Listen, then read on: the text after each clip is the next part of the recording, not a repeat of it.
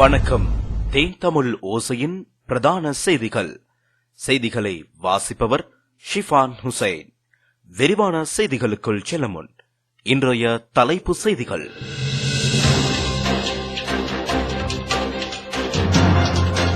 வடக்கில் கொரோனா சமூகத்தில் பரவவில்லை, அச்சமடைய தேவையில்லை என்கிறார் வைத்தியர் சத்தியமூர்த்தி.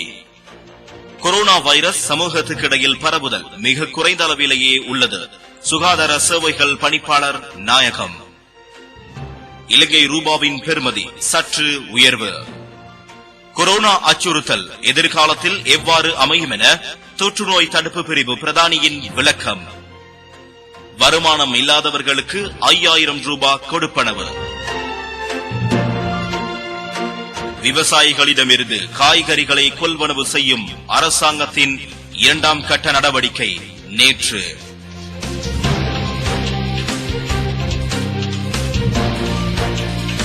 மனித குலத்திற்கு எதிரான குற்றம், டிரம்பின் நடவடிக்கை குறித்து மருத்துவர்கள் சுகாதாரத்துறையினர் கடும் சீற்றம். டிரம்பின் தீர்மானத்துக்கு கண்டனத்தை வெளியிட்டார் பில்கேட்ஸ்.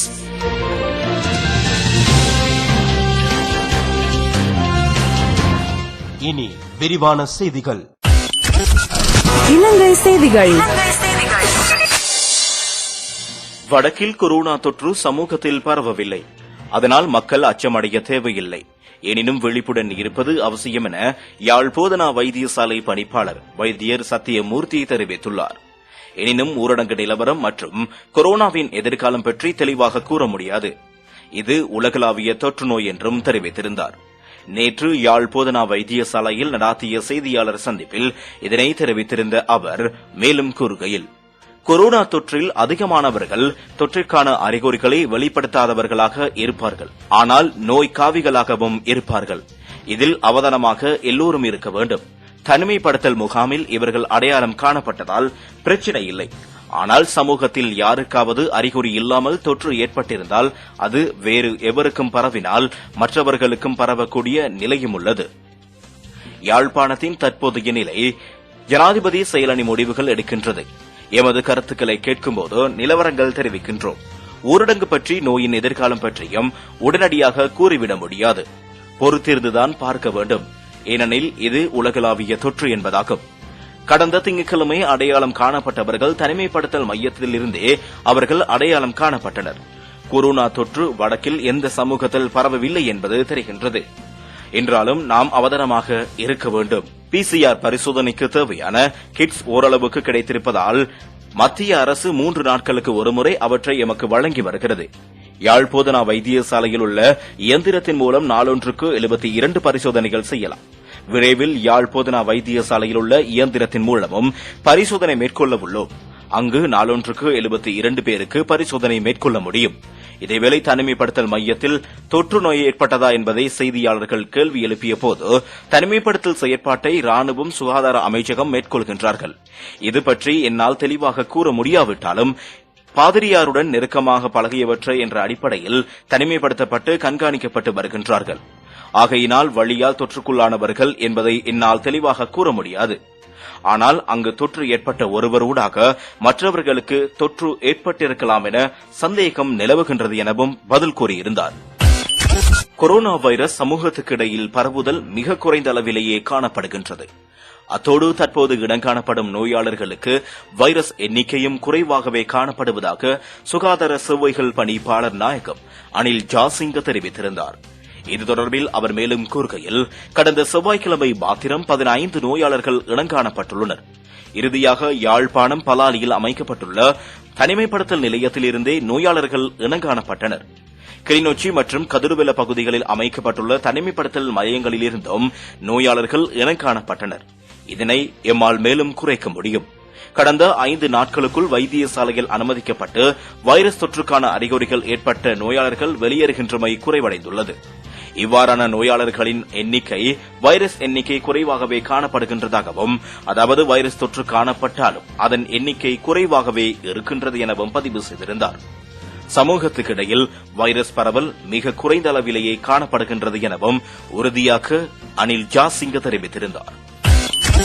அமெரிக்க டாலர் ஒன்றுக்கு ஒப்பிடுகையில் இலங்கையின் ரூபாவின் பெறுமதியானது சற்று உயர்ந்துள்ளது. இலங்கை மத்திய வங்கி நேற்று வெளியிட்ட நாணய மாற்று விகிதங்களின் அடிப்படையில் அமெரிக்க டாலர் ஒன்றுக்கு நிகரான இலங்கை ரூபாவின் பெறுமதி 195 ரூபாவாக சற்று உயர்ந்துள்ளது. நேற்றைய தினம் புதன்கிழமை டாலர் ஒன்றின் கொள்வனவு விலை 188 ரூபா 51 சதமாகவும் விற்பனை விலை 195 ரூபா 78 சதமாகவும் பதிவாகியுள்ளது. கடந்த வாரம் வரலாற்றில் முதல் முறையாக அமெரிக்க டாலர் ஒன்றுடன் ஒப்பிடுகையில் இலங்கை ரூபாவின் பெறுமதி 200 ரூபாவாக கடந்திருந்தமை குறிப்பிடத்தக்கது. இலங்கையில் கோவிட்-19 கொரோனா வைரஸ் தொற்று நோய் பரவல் குறைவடைந்துள்ளதாக கருதப்படுகின்ற போதிலும் கூட சர்வதேச நாடுகளில் இன்னமும் கோவிட்-19 தாக்கம் மிகவும் மோசமாக உள்ளது. ஆகவே எந்த வழிகளிலேனும் மீண்டும் இலங்கைக்குள் கோவிட்-19 தொற்று நோய் ஊடுருவக்கூடிய அச்சுறுத்தல் அதிகமாகவே உள்ளதாக தொற்று நோய் தடுப்பு பிரிவின் பிரதானி வைத்தியர் சுதத் சமரவீர தெரிவிக்கின்றார். மேலும் சில ஆண்டுகளுக்கேனும் இலங்கையில் சுகாதார கட்டமைப்பை பலப்படுத்தியாக வேண்டும் எனவும் அவர் வலியுறுத்தியிருக்கின்றார். கோவிட்-19 கொரோனா வைரஸ் தொற்று நோய் தாக்கம் குறித்து தற்போதைய நிலைமைகள் மற்றும் தொடர்ந்தும் இலங்கைக்கு இருக்கும் அச்சுறுத்தல்கள் நிலைமை குறித்து ஊடகவியலாளர் வினவிய கேள்விகளுக்கு அவர் பதில் கூறியிருக்கின்றார். அந்த கேள்விகளோடு பதில்களையும் தற்போது உங்களுக்காக வழங்குகின்றோம். இப்பொழுது வரையில் தொற்று நோய் பரவலின் நிலைமை எவ்வாறு உள்ளது? கடந்த காலங்களுடன் ஒப்பிட்டு பார்க்கையில் இப்போது நாட்டில் கோவிட்-19 தொற்று நோய் பரவலானது குறைந்த மட்டத்திலேயே இனங்காணப்படுகின்றது.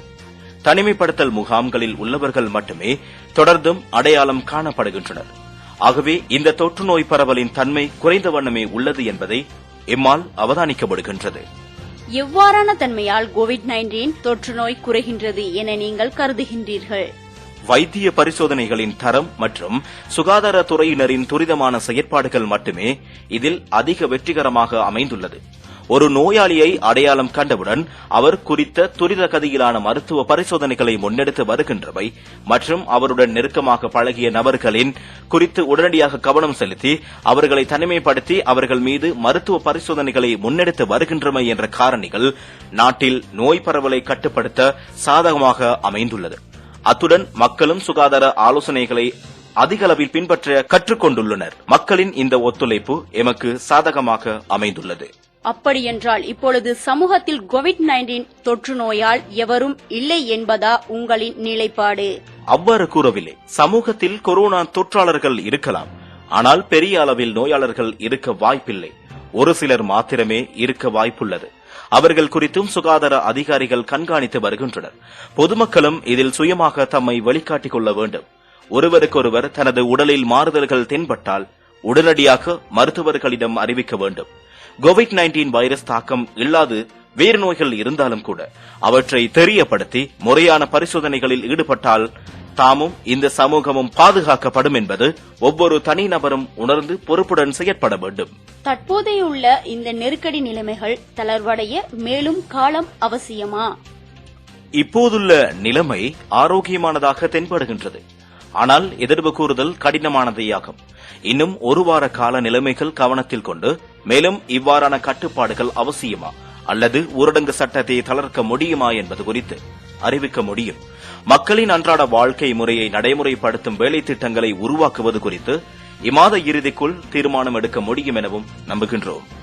கோவிட்-19 வைரஸ் தொற்று நோய் தாக்கம் முற்றாக இல்லாது போகக்கூடிய வாய்ப்புகள் உள்ளதா?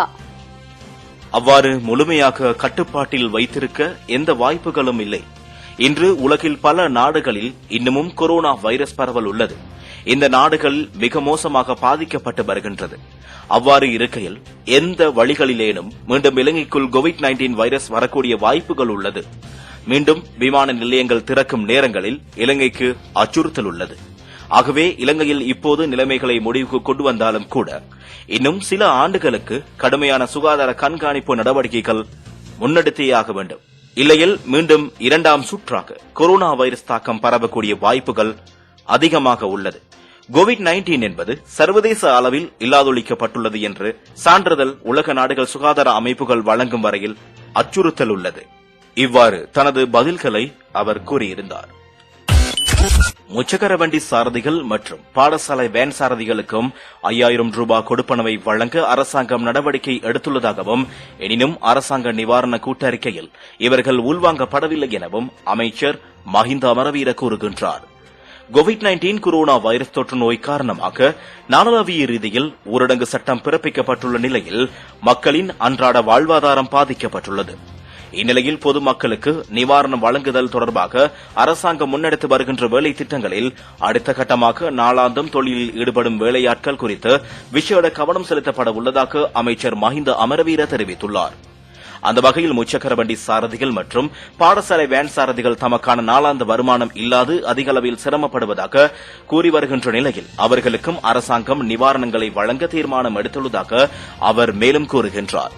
எனினும் முச்சக்கர வண்டி சாரதிகளுக்கு மற்றும் பாடசாலை வேன் சாரதிகளுக்கும் கொடுப்பனவு வழங்கும் அரச வேலை திட்டம் ஒன்று வரையப்படாத நிலையில் அதற்கான சுட்டறிக்கைக்கு அப்பால் மக்களின் நிலைமைகளை கருத்தில் கொண்டு பிரத்யேக திட்டமாக இதனை செயற்படுத்த தீர்மானித்துள்ளதாகவும், விரைவில் முச்சக்கர வண்டி சாரதிகள் மற்றும் பாடசாலை வேன் சாரதிகளுக்கும் 5000 ரூபாய் கொடுப்பனவுகள் வழங்கும் வேலை திட்டம் ஆரம்பிக்கப்படும் எனவும் அவர் கூறியிருந்தார். விவசாயிகளிடமிருந்து காய்கறிகளை கொள்வனவு செய்யும் அரசாங்கத்தின் 2ஆம் கட்ட நடவடிக்கை நேற்று ஆரம்பமாகியது என அரசாங்க தகவல் திணைக்களம் தெரிவித்துள்ளது. இந்த திட்டம் அனுராதபுரம், பதுளை, ரத்னபுரி மற்றும் ஹம்பாந்தோட்டை மாவட்டங்களை மையமாக கொண்டதாக இருந்தது. அத்தியாவசிய சேவைகளில் ஜனாதிபதி பணிக்குழுவின் தலையீட்டால் எந்தவொரு இடைத்தரகர்களும் இல்லாமல் விவசாயிகள் நேரடியாக பயனடையக்கூடிய வகையில் இந்த திட்டம் ஆரம்பிக்கப்பட்டுள்ளது. கொள்முதல் எம்பிலிபிட்டி, லுணுகம்வெர, ஹம்பாந்தோட்டை, அகுனுகொலபெச மற்றும் சூரியவெவ ஆகிய இடங்களில் நடைபெற்றுள்ளது. விவசாயிகளிடமிருந்து காய்கறிகளை கொள்வனவு செய்யும் அரசாங்கத்தின் 2ஆம் கட்ட நடவடிக்கை நேற்று ஆரம்பமாகியது. உலக செய்திகள். உலக சுகாதார ஸ்தாபனத்திற்கான நிதியை நிறுத்தும் அமெரிக்க ஜனாதிபதியின் நடவடிக்கையை மனித குலத்திற்கு எதிரான குற்றம் என தெரிவித்துள்ள உலகின் முன்னணி சுகாதார நிபுணர்கள் இது கடுமையாக கண்டிக்கத்தக்க செயல், இதனால் பல உயிர்களுக்கு ஆபத்து ஏற்படும் எனவும் தெரிவித்துள்ளனர். லான்கெஸ்ட் மருத்துவ சஞ்சிகையின் தலைமை ஆசிரியர் அமெரிக்க ஜனாதிபதியின் இந்த முடிவு மனித குலத்திற்கு எதிரான குற்றம் எனவும் எழுதியுள்ளார். இது மனித குலத்திற்கு எதிரான குற்றம் என தெரிவித்துள்ள லான்கெஸ்ட் மருத்துவ சஞ்சிகையின் தலைமை ஆசிரியர் ரிச்சர்ட் ஹோட்டன் இதனை ஒவ்வொரு விஞ்ஞானியும், ஒவ்வொரு சுகாதார பணியாளரும், ஒவ்வொரு பிரஜையும் எதிர்கொள்ள வேண்டும் எனவும் குறிப்பிட்டுள்ளார். மனித குலத்திற்கு ஒற்றுமைக்கு எதிரான இந்த துரோகத்துக்கு எதிராக கிளர்ந்தெழ வேண்டும் எனவும் அவர் பதிவு செய்துள்ளார். உலக சுகாதார ஸ்தாபனம் தவறு இழைத்துள்ளது, இதன் சீர்திருத்தங்களுக்கு உட்படுத்த வேண்டும். ஆனால் இந்த நெருக்கடி முடிவடைந்த பின்னர் இதனை செய்ய வேண்டும் எனவும் ஜான் ஹிப்பம்ஸ் பல்கலைக்கழக மருத்துவர் ஆமோஸ் எடல்சா தெரிவித்துள்ளார். உலகளாவிய நோய் தொற்றின் மத்தியில் இதனை செய்ய முடியாது என அவர் மேலும் தெரிவித்துள்ளார். உலக சுகாதார ஸ்தாபனத்திற்கான நிதியை வெட்டுவது நிச்சயமான பேரழிவு என தெரிவித்துள்ள பான்ஸ்டன் பல்கலைக்கழகத்தின் மருத்துவக் கல்லூரியின் நோய் தொற்று மருத்துவர் நஹித் பெடலியா, உலக சுகாதார ஸ்தாபனம் என்பது உலக தொழில்நுட்ப சகா. இதன் மூலமே இறமையுள்ள நாடுகள் தங்கள் தரவுகள், தொழில்நுட்பங்களை பகிர்ந்து கொள்கின்றன எனவும் குறிப்பிட்டுள்ளார். உலகளாவிய நோய் தொற்றின் மீதான எங்களின் கண் உலக சுகாதார ஸ்தாபனம் எனவும் அவர் தெரிவித்துள்ளார். வெளிவிவகார உறவுகளுக்கான கவுன்சிலின் முன்னாள் ஆராய்ச்சியாளர் லோரி கரேட் பகை உள்ளம் கொண்ட டிரம்பின் வெறுக்கத்தக்க நடவடிக்கை இதுவென தெரிவித்துள்ளார். இதனால் பல உயிர்களுக்கு ஆபத்து ஏற்படும் எனவும் தெரிவித்துள்ள அவர் இந்த நடவடிக்கை காரணமாக அமெரிக்கா தனது குரலை இழக்கும் எனவும் நிபுணர் ஒருவர் தெரிவித்துள்ளமையும் சுட்டிக்காட்டியிருந்தார். மைக்ரோசாப்ட் நிறுவனத்தின் ஸ்தாபகர் பில்கேட்ஸ் உலக சுகாதார ஸ்தாபனத்திற்கு நிதி அளிப்பதை நிறுத்த அமெரிக்க ஜனாதிபதி டொனால்டு டிரம்ப் எடுத்த முடிவை கண்டித்துள்ளார். இதுகுறித்து பில்கேட்ஸ் தனது உத்தியோகபூர்வ டுவிட்டர் பதிவில் உலக சுகாதார நெருக்கடியின் போது உலக சுகாதார ஸ்தாபனத்திற்கு நிதியளிப்பதை நிறுத்துவது ஆபத்தானது என குறிப்பிட்டுள்ள அவர் பதிவு செய்திருந்த அந்த தகவல் தற்போது உலகளாவிய ரீதியில் வெளியாகியுள்ளது. கொரோனா வைரஸ் பரவல் கட்டுப்படுத்துவதற்காக உலக சுகாதார ஸ்தாபனம் கடுமையாக போராடி வருகின்ற நிலையில் அதற்கான அமெரிக்காவின் நிதியுதவிகள் நிறுத்துவதாக டொனால்டு டிரம்ப் கடந்த செவ்வாய்க்கிழமை அறிவித்திருந்தார். இந்நிலையில் இதற்கு எதிர்ப்பு தெரிவித்து பல்வேறு விமர்சனங்கள் எழுந்து வரும் நிலைப்பாட்டிலேயே பில்கேட்ஸ் தனது கருத்தினையும் இவ்வாறு பதிவு செய்துள்ளார். மேலும் பல உள்நாட்டு மற்றும் வெளிநாட்டு விளையாட்டு செய்திகளை அறிந்து கொள்ள www.tamilosai.com என்ற இணையதளத்தில் பிரவேசிக்கலாம். அந்த செய்திகளுடன் இன்றைய தேன் தமிழ் ஓசையின் பிரதான செய்திகள் நிறைவு பெறுகிறது. மீண்டும் உங்களை மற்றும் ஒரு செய்தி அறிக்கையில் சந்திக்கும் வரை வணக்கம் நேயர்களே.